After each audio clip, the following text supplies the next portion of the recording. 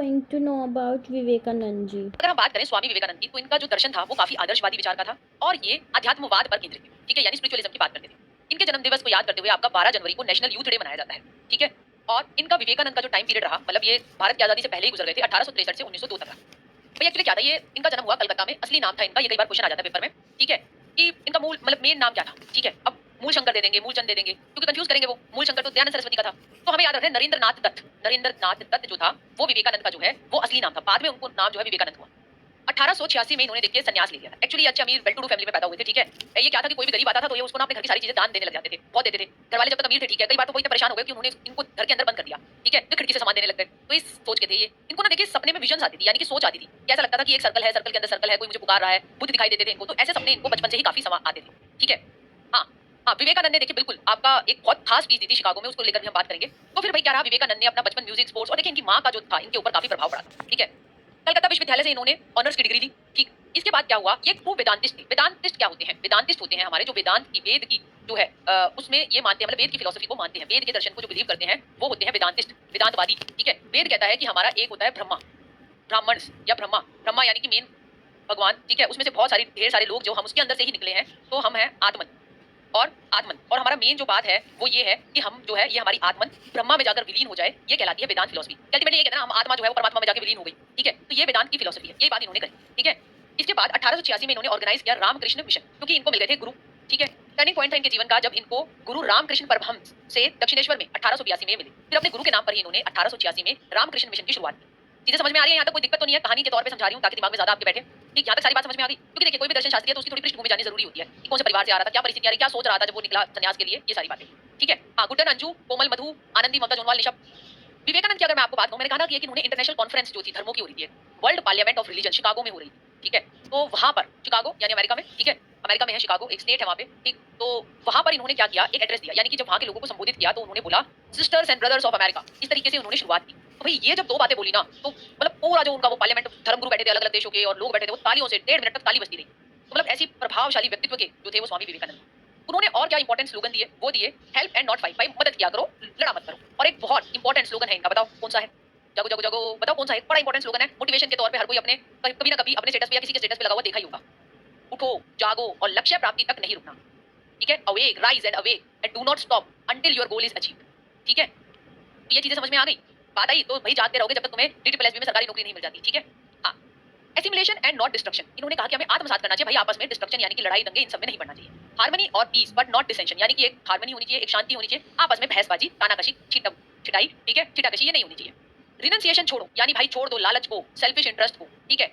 तो मगर उसके लिए जरूरी नहीं है कि आपको जंगल में जाकर ही मोक्ष की प्राप्ति होगी, ठीक है। इन्होंने सेल्फ रियलाइजेशन की बात की थी, ठीक है। जैसे यहाँ पर हमारी जो वेदांत फिलोसफी है वो कहती है ब्राह्मण यानी कि जो भगवान है, ठीक है, और ये है आत्मन, ये हम सब है, अल्टीमेटली परमात्मा में विलीन होते हैं। मगर क्या होता है कि बीच में एक आ जाती है मोह माया, लड़की का चक्कर, लड़के का चक्कर, पैसा, वासना, ठीक है, वो हमें आत्मन को ब्राह्मण से मिलने नहीं देती, ठीक है। वो कहता है कि उस चीज पर कंट्रोल करो, ब्रह्मचार्य वगैरह का पालन किया करो, योगा किया करो, ध्यान में बैठा करो, भाई ये सारी बातें उन्होंने कही।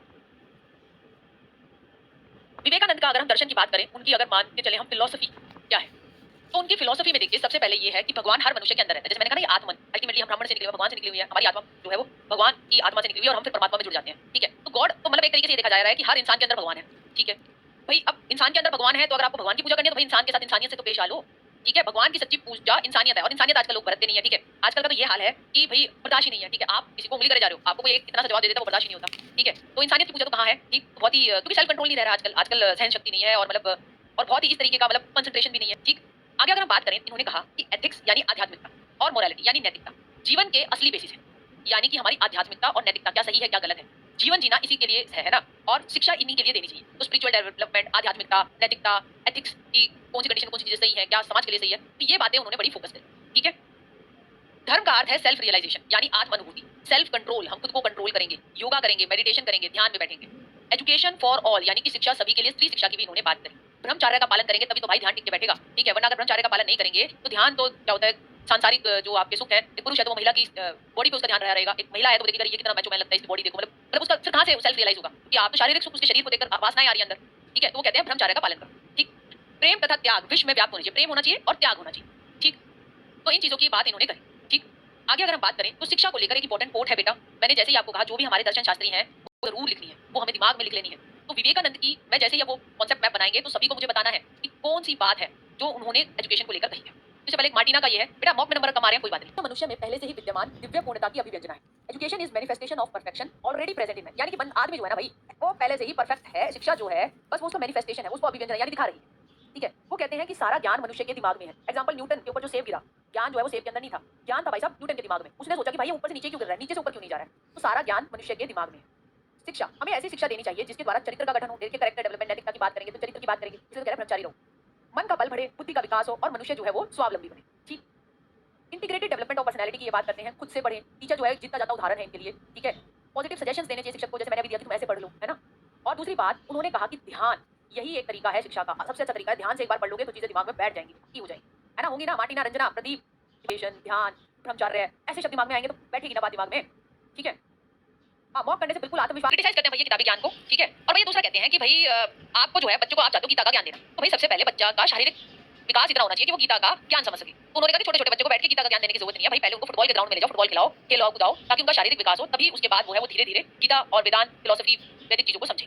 ठीक है, हाँ, शिक्षा सही मायने में वास्तविकता, रियलिटी, सत्य, अभिज्ञता, कॉन्शियसनेस यानी चित्त और ब्लिस यानी परमानंद ये समझने तथा अनुभव करने में सहायक है। एक शिक्षा ही है जो हमें बताएगी रियल क्या है, कॉन्शियसनेस हम सचेत होकर देखेंगे, और साथ ही साथ आनंद जो एंड में आता है। ठीक है, जब आत्मा परमात्मा में जुड़ जाती है तो वो आपको शिक्षा ही दिला सकती है।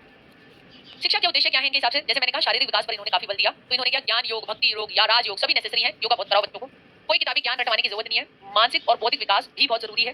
वेदांत और उसकी शिक्षा, मैंने कहा ना वेदांतिस्ट है, तो वो मेरे एक रेफरेंस पॉइंट है, वो मेरे एक संदर्भ बिंदु है जिसे जोड़कर सारी चीजें देखी जाती है। समाज सेवा की भावना विकास करो, क्योंकि ह्यूमन की बात करते हैं कि मानव हर बंदे में भगवान है, तो मानवता होगी ना।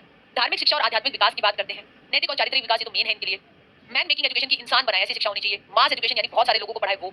राष्ट्रीय एकता एवं विश्व बंधुता का विकास की ये बात करते हैं।